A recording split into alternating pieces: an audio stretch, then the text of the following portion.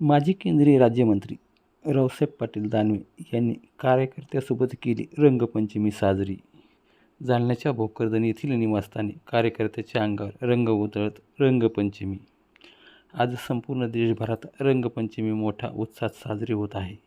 त्याच्या पार्श्वभूमीवर जालन्याचे माजी खासदार आणि भारतीय जनता पार्टीचे ज्येष्ठ नेते माजी केंद्रीय मंत्री रावसाहेब पाटील दानवे यांनी जालन्यातील भोकरदन येथे त्यांच्या निवासस्थानी रंगपंचमी मोठ्या उत्साहात साजरी केली आहे. यावेळी दानवेंनी कार्यकर्त्यांच्या अंगावर रंगाची उधळण करत रंगपंचमी साजरी केली आहे. तसेच सर्व देशवासियांना रंगपंचमीच्या शुभेच्छा सुद्धा दिल्या आहेत. कार्यकर्त्यांसोबत साजरा केला. अगदी बालपणी आपण जसा उत्सव साजरा करतो तसंच आज तुमचं रूप पाहायला मिळालं. तुम्ही रंगाचे फवारे ते कार्यकर्त्यांवरती मारत होता. जीवनाचा आनंद घ्यायला वय अडवं येत नाही आणि जो आनंद आम्ही बालपणी घ्यायचो तोच आनंद आम्ही आताही घेतो. तर माणसाच्या भोवती जर माणसं असतील आणि ते जर आनंद घेत असतील तर त्यांच्या आनंदात सहभागी होणं हा माझा स्वतःचा गुणधर्म आहे. आणि त्यामुळं बालपणी आम्ही एकत्र यायचो, गावभर फिरायचो. जो कोणी मोठा माणूस रस्त्याने चालताना दिसला त्यांच्या नावानं बोंबा मारायचो. तशीच पद्धत आजही चालूच आहे. आज आमच्या घरी लोक येतात, वेगवेगळ्या प्रकारच्या घोषणा देतात, एकमेकाची मजाक उडवतात आणि रंग लावतात. आज त्या पद्धतीप्रमाणे आज अनेक जण माझ्या घरी आले, मला रंग लावला, मी त्यांना रंग लावला. त्यांनी आनंदोत्सव साजरा केला, मीही त्यांच्या रंगात रंगलो आणि मी पण त्यांच्या अंगावर रंगाची उधळण केली.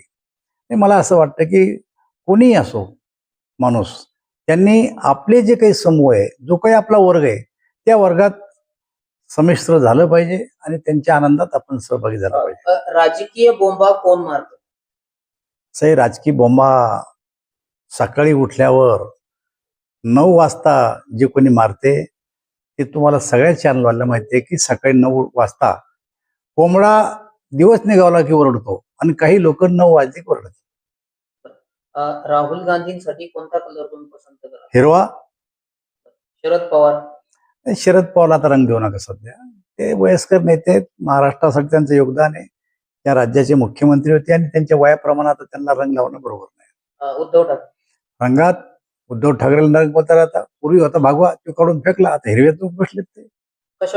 कशावरून म्हणजे अरे जेव्हा त्यांनी विचाराशी फारकत घेतली हिंदुत्वाच्या आणि राहुल गांधीशी युती केली, त्यांचा रंग कोणता राहणार आहे? ते पूर्णपणाने हिरवेत सध्या आता. राज ठाकरे? नाही, राज ठाकरे आणि त्यांच्यात फरक आहे. मी त्यांना बोललो पण त्यांना राग आला की जशी ते एकत्र आले आता तसं शेवटपर्यंत त्यांनी एकत्र राहावं एवढीच माझी इच्छा आहे. तुमचे मित्र अब्दुल सत्तारांसाठी कोणता कलर? काय विचारता प्रश्न तुम्ही? काय विचारता प्रश्न तुम्ही? दुसरा तरी विचारा. त्यांचे जन्मजात हिरव्या रंगाचे ते बिचारे आणि ते हिरव्या रंगाशिवाय बोलतच नाही. आता ते दाढी बीट व्हायला लागलेत आणि त्याच्यामुळं त्यांचा रंग विचारण्याचं काही कारणच नाही. आता सिल्लोडची परिस्थिती काय? जिल्हा परिषदेच्या निवडणुका, सिल्लोडची परिस्थिती अत्यंत खराब आहे. भारतीय जनता पार्टी, शिवसेना दोन्ही पक्षाचे नेते छत्रपती संभाजीनगरला युतीला बसले आणि त्या युतीमध्ये अब्दुल सत्तारने सांगितलं मी युती करणार नाही. त्याचं कारण असं आहे की त्यांना अहंकार होता की सिल्लोडमध्ये युती न करता 11चे 11 सीट सिल्लोड सोयगावमध्ये मी निवडून आणील, सिल्लोड पंचायत समिती ताब्यात घेईल आणि सोयगाव पंचायत समिती मी ताब्यात घेईल. पण निवडणुका झाल्या आणि जे काही 5 सीट जिल्हा परिषदेचे आमचे पूर्वीचे होते, आम्ही 5 सीट कायम ठेवले. शिवाय सिल्लोड पंचायत समिती पूर्ण बहुमतात आम्ही घेतली. सोयगाव पंचायत समिती आम्ही ताब्यात घेतली. त्यांचा अहंकार या ठिकाणी त्यांना नडला आणि भारतीय जनता पार्टी तिथे विजयी झालेली आहे. आता एक गोष्ट लक्षात घ्या की भराडीच्या सीटवर त्यांचा स्वतःचा मुलगा उभा होता. हरकत नाही, त्यांनी मुलगा उभा केला, प्लेनली निवडणूक लढा. पण निवडणूक संपली, जिंकले, पुन्हा अहंकार आला आणि त्या ठिकाणी दंगल घडून आणली.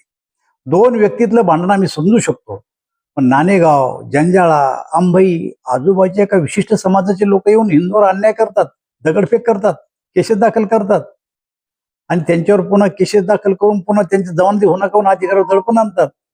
खरं तर सिल्लोडच्या लोकांना ही गोष्ट लक्षात आलेली आहे. पण जेव्हा जेव्हा प्रसंग येईल तेव्हा सिल्लोडचे लोक हात दाखवून देतील. माझं मत असं आहे की एवढी घटना घडल्याच्या नंतर तिथल्या स्थानिक आमदारांनी त्या ठिकाणी जाऊन एक शांतता कमिटीची बैठक घ्यायला पाहिजे होती. दोन्ही समाजाला एकत्र बसवायला पाहिजे होतं आणि अशा प्रकारची घटना पुढच्या काळात घडणार नाही, कारण माझा मुलगा या ठिकाणी निवडून आला असं होऊ देऊ नका. इथं जे काही घडन तिथं माझं नाव लावलं जाईल असं त्यांनी सांगायला पाहिजे होतं.